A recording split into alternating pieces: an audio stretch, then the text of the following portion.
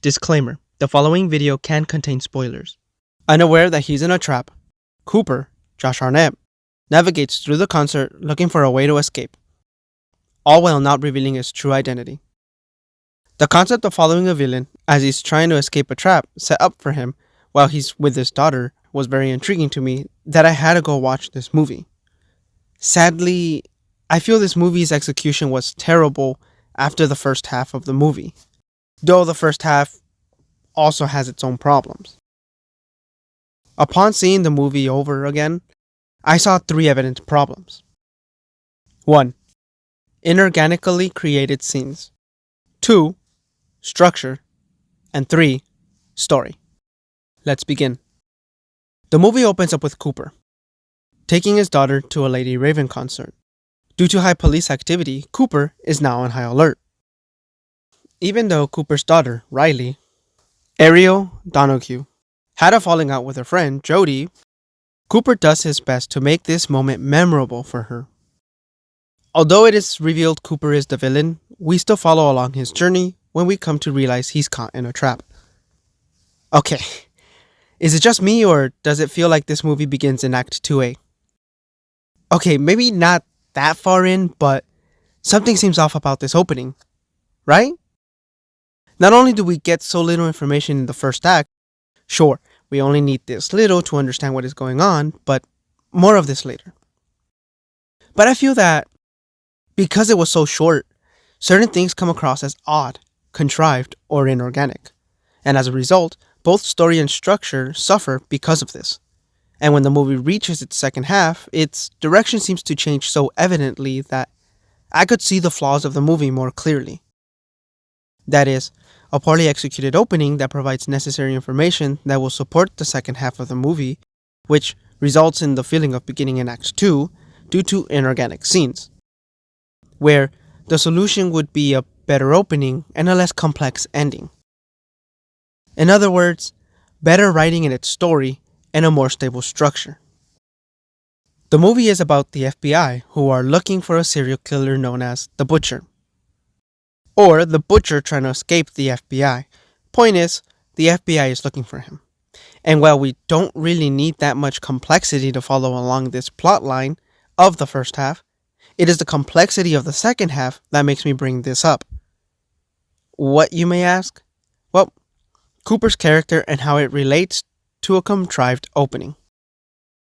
Cooper is the Butcher. And while the movie does have indications of his character, the majority of information we are given is sadly given through dialogue that hurts the movie in a way that it damages any audience's connectivity with the character. How does it relate to the feeling of me thinking it begins in Act 2? Well, not only because we learn so little, until the end that is, but I'll get to that soon. But a lot of what was said in the second half of the movie had no weight because we didn't really get any hints towards there, which creates a lot of scenes that are contrived and inorganic to the point that, personally, it feels like lazy writing. Not only does Riley's conversation about Jody come out of nowhere, but the bathroom scene also felt forced. Both these scenes, and more, give us necessary information so that the scene afterwards, when that information is needed, makes sense. And while that is what a story is supposed to do, it needs to be done in a way that feels natural. Because Trap did it so inorganically, it kept taking me out of the moment. But why does it feel unnatural, you ask? For that, let's go through some examples. A broken friendship, a tragic past, and a horrible secret. Upon arriving at the concert, Cooper asks his daughter for an update on the Jody situation. After not wanting to talk about it, Riley talks about it, saying how they don't talk anymore and how they don't include her in anything. The conversation seems to go nowhere until Cooper crosses paths with Jody's mother. They talk about the situation, even going to say that Riley is really hurt by this. The next scene, although I really like the concept, Riley seems to forgive them. We understand her hurting and therefore understand why she lit up her phone. The problem is that both instances happened inorganically that it felt more contrived. If Jody and Riley were going to the same concert, Wouldn't it be better if instead of being in line asking for an update, Riley and Cooper see Jody and her mother waiting in line in front of them? Where Cooper asks, "Hey, isn't that Jody? Whatever happened between you guys?" Where Riley hesitates to say something on account of her being hurt, but then says, "We're still not in good terms. We were supposed to come at the concert together, but you know how that ended up. Sorry for dragging you into this and getting you out of work early." We end up with the same result, but through better means. As for Cooper's tragic past, there seems to be some sort of trauma and unexplained hurting, which led him to becoming the butcher. But in all honesty, I never got the impression that he is capable of those things because we never saw anything related to what was said. It also doesn't help that a lot of backstory was given through dialogue. A good example was when Lady Raven, Salika, scolds Cooper like a mother to a child in this scene. Come on. I know what you're doing. Did I tell you you could talk back to me, Cooper? It felt contrived because, though making slight sense, it came out of nowhere. Sure, he has visions of an elderly person we can make out to be his mother, but because this vision does nothing or say nothing, we get nothing out of it. No explanation, no development, and no base. Instead, have a better explanation as to why he has these visions earlier in the movie so that it makes sense later on. Not to mention, have subtle indications that something is wrong with him because of his tragic past. Lastly, a horrible secret. This is by far the worst one, in my opinion, because it happens during the second half of the movie, which I already stated that I personally didn't like because it felt like a different movie altogether. I can see how it connects, but things happen so differently and somewhat changed the whole premise of the first half. I just quite didn't like it. Anyway, when we come to find out that the trap could have been what happens at the house, we also see who was the one who placed the trap. Because of this trap, Cooper's attempt to not mix both lifestyles fails. All of his life's work gone. Because of one simple mistake he made, right? No. Unfortunately, no. Rachel, Alice and Phil, tells Cooper that all the night outs, sudden appearances of jewelry, the smells of cleaning products found at a hospital, and above all, the lie Cooper told made her all weary. But it wasn't until she saw the thinking room that made her realize he's the butcher. Really? The room with just a chair. How does one put these things together? I would understand that she's confused by this, but to go from that to the butcher? Come on. But there's nothing in there, Rachel. Just a chair and a table. Anyway, she plants the receipt for the concert and calls in the police. Somehow, the police too looked at the room and said, "Yup, definitely the work of the butcher." When this part of the movie came up, I sighed heavily. What I began to enjoy in the movie was all gone. Everything that occurred was the culmination from this revelation. Wow. And as I looked back, I began seeing many inconsistencies and flaws within this movie. What could have been great ended up feeling like a lazy story that failed to captivate the audience. To me personally. Some of those inconsistencies or errors I saw were when Cooper goes into the employees only room, he encounters a SWAT team getting a brief rundown of the situation. Shouldn't this briefing happen prior to their arrival? Not to mention how late they were, even after knowing for 2 weeks that the butcher would make an appearance in this concert.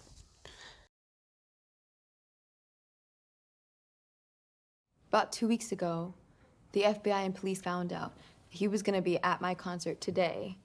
They found a portion of a receipt in one of his fake houses they're fairly certain are his. After Cooper grabs a radio, Dr. Josephine Grant, Haley Mills, reminds the team but in actuality gives us, the audience, exposition how Cooper might try to use a distraction in order to get out. Given that by now he should know he's trapped. I've told you how this is going to work. He's realized he can't get out. He's going to try to cause a panic. Again, contrived. Instead, why not have a skeptical cop who is confused with how she's handling the situation, which allows Grant to reply with something along the lines of, "Nothing has happened because our unsub now knows that he's trapped. But he only has two options: create a distraction or get caught. Either way, he will make a mistake, and when that happens, we'll be ready." Now, I did like when Cooper creates an accident in the kitchen because it shows his intellect, malice, but above all, it was him being active. The Dreamer Girl also came out of nowhere and felt contrived as well. Not criticizing what happens, only how it happens, because this whole situation does show Cooper's intellect. But unfortunately, because it felt contrived, it wasn't as impactful as it could have been. The sequence, although I did like how it demonstrates Cooper's manipulative tactics, it was sadly stemmed through a contrived and inorganic way. I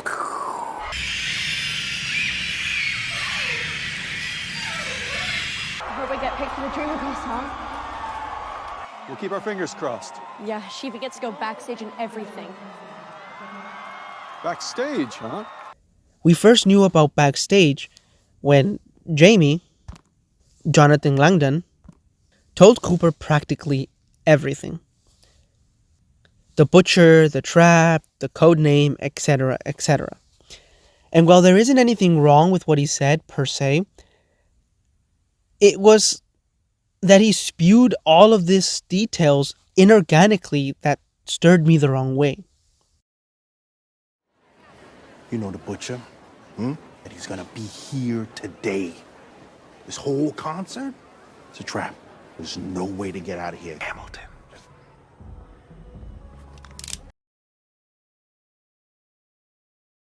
Lady Raven mentions that the police found a receipt 2 weeks prior to the concert. Having 2 weeks to plan for this event, I'd assume they'd just interview or scan everyone who enters the building, no?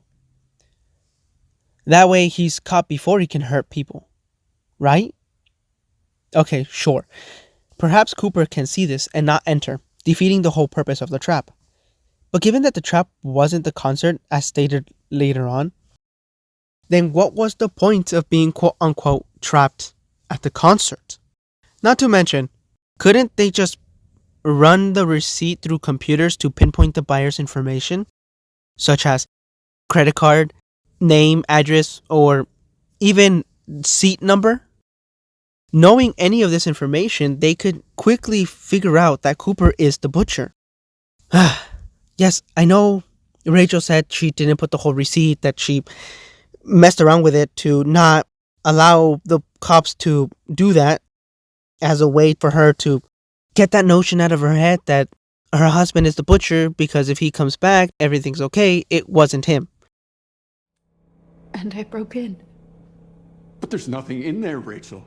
Just a chair and a table. And then the thought just came to me. I couldn't get rid of it. The feeling just kept coming back to me. Maybe the trap wasn't set there at the concert. Maybe it was set here. I had a receipt from the concert, and I left it there. And then I found a payphone and called the police to say that it might be the butcher. I tore it so it would look like a mistake. Why wasn't Spencer gagged? I'd assume a skilled killer would think of that, right? I mean, I guess this scene wouldn't make any sense, or this scene wouldn't be able to be possible if he was gagged, so contrived. His phone was password protected, but didn't require a password when Lady Raven used it.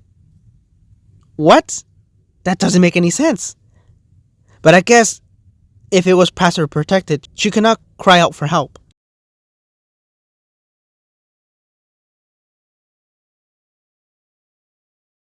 Use your dad's phone. Can I have my phone back, please? Give me my phone. Hello? Why didn't Cooper gag or drug Lady Raven when he escaped? He had time to put on the FBI suit, but not enough time to get chloroform or something? Whack her in the back of the head? Also, not entirely sure why he didn't think about locking the windows. Again, he's done this several times, and yet he makes simple mistakes that a rookie could commit. To be honest, with how things played out, I disliked Rachel more than I did a serial killer. Which feels pretty bizarre to say. The reason I say this is because we don't really have a clear link between Cooper and evil. To understand this complex story, we would have needed a better introduction. Like most information that is given in this movie, it was sadly given through dialogue instead of either showing us or telling us in a clever way and not just outright saying it.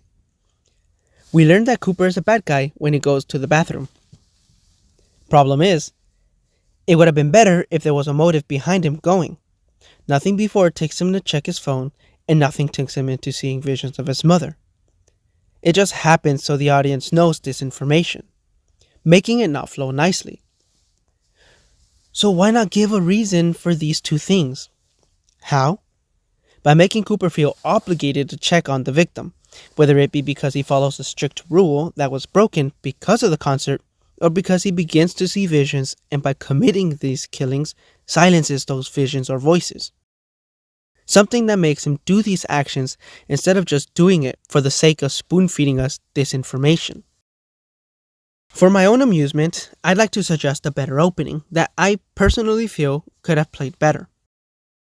Because I liked the opening credits, I would suggest to intercut between that animation with intercuts of close-up shots depicting various kitchenware. Or at least, is implied at first. Someone is cooking or prepping. That is until we reach the end when it is revealed that a body is being chopped up. Of course, not revealing the big picture, like we don't show Cooper, we don't show the whole body parts, etc., etc. One of the last few frames, we see a hand sticking out of a bloody tarp. Cooper grabs this arm and takes a good look at the ring on the victim's finger. He takes the ring and covers the victim's hand. The following shot can either be the same ring on Riley's finger or the police and forensics at the scene of the crime taking pictures. He struck again. I feel personally this short, hard, cold open hooks the audience in. It sets the tone, adds a bit of character and story elements that will be present later on, but most importantly, intrigues the audience. At least I hope it did. I'd also include a couple exposition scenes, one of which is Cooper at his other job, until being interrupted by Riley, most likely a phone call. Or maybe one of his kidnappings, say Spencer, either in his other job as a firefighter, or his other job as a serial killer. If you ask me, I think the opening would be fine. If and only if we remained at the concert for the whole movie. But because the movie has a second half outside the concert, the tone and direction of the movie somewhat changed. I do like the idea of Cooper's mix of family and killings getting mixed up, causing him to act irrational. It just doesn't change the fact that it was still contrived and executed poorly. I will say that I did like this scene. When Lady Raven tells the audience that if you forgave someone that hurt you, to light up your phone. As we learned about Riley's friend Jody earlier in the movie, Riley forgives Jody and lights up her phone. But the reason I like this scene is because Cooper doesn't do that. He is still holding on to something of the past with him that he just can't forgive. He doesn't light up his phone. Point is, this short scene was pretty great because we visually see this instead of being told. Overall, during my first watch of this movie, I was invested in the story. Until the second half, that is. I kept seeing its flaws and wishing that it could have played out better. My feeling of this movie starting in Act 2 remains, solely for the reason that we never really established Cooper's character beforehand. The second half of the movie also remains the same.